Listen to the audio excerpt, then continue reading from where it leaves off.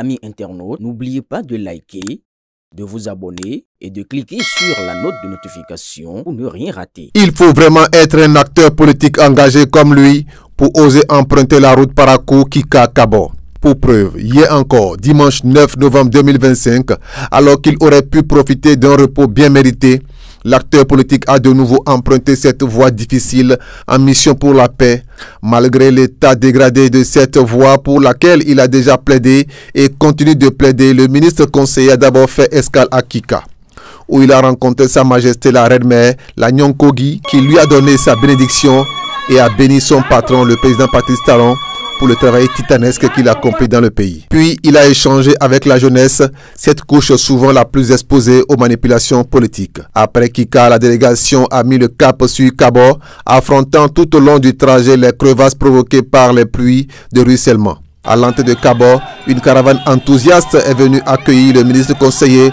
pour le conduire jusqu'au centre-ville où l'attendait tout le village.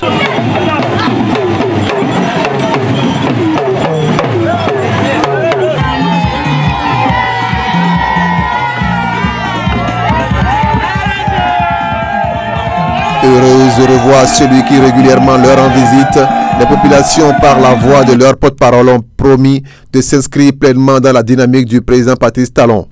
Elles disent avoir vu et compris les nombreuses réalisations du chef de l'État et souhaitent désormais que leur localité en bénéficie aussi. Toute la population de Kabo demande le président Patrice Talon que Kabo est devenu uni et Kabo est là pour soutenir le duo Wadaï Talata. Nous plairons pour notre voix. On n'a pas de voix. Nous lui demandons de nous aider à faire de nous un développement pour que notre voix soit réparée. Nous avons aussi besoin de l'eau. L'eau est source de la vie. Donc, nous sommes en train de lui demander tout cela grâce à notre population qui s'est unie pour soutenir le duo Wadaï Talata. Pour d'autres choses, nous n'avons pas d'électricité. Vous allez voir les poteaux qui sont là, il n'y a pas d'électricité. C'est déjà gâté il y a presque 4 ans. Soyez notre porte-parole. Dans la continuité de sa mission, le ministre, après avoir attentivement écouté les doléances des populations, leur a déclaré: je suis venu pour une mission d'investigation, une mission de donner et de recevoir. Nous sommes venus ici recenser les difficultés de nos populations.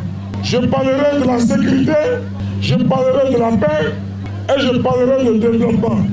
Tout d'abord, j'aimerais m'adresser à nos amis, les chasseurs, que je vais rencontrer tout à l'heure, en privé, avec nos amis, les jeunes. Je vous demande humblement, avec humilité, d'être les ambassadeurs de la paix. Sans la paix, il n'y a pas de développement.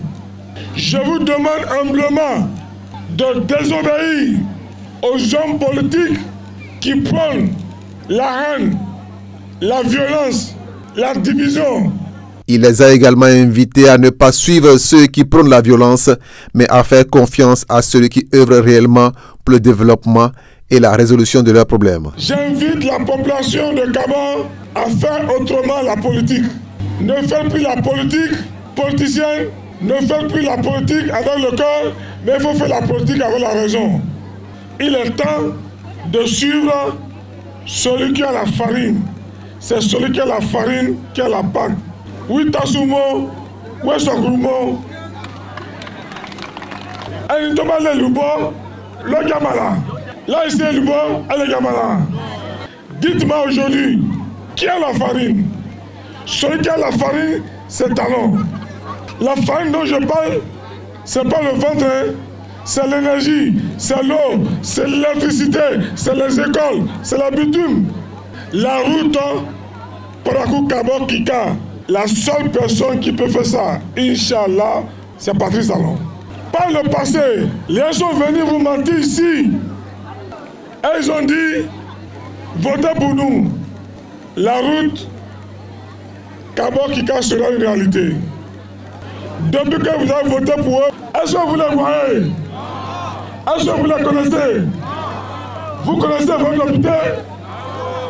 Mais un enfant qui est dans le ventre, son dit Belamassi, il va trembler. S'adressant ensuite aux chasseurs, le ministre conseiller les a exhortés à ne jamais s'opposer aux forces de l'ordre, mais à collaborer avec elles, car ce sont leurs frères et ils travaillent pour la sécurité de tous. Ce que je vous demande humblement, ne soyez pas les cobayes à sacrifier. Les forces de l'ordre sont vos partenaires. Ils sont là pour vous. Si on vous demande d'affronter les forces de l'ordre pour des raisons électoralistes, il faut désobéir. On vous demande, vous qui avez le bâton, d'affronter ceux qui sont en âme. Ceux qui vous demandent, est-ce qu'ils vous aiment? Donc, en tant que ministre conseiller, j'ai l'obligation d'anticiper, de vous dire d'être les ambassadeurs de la paix.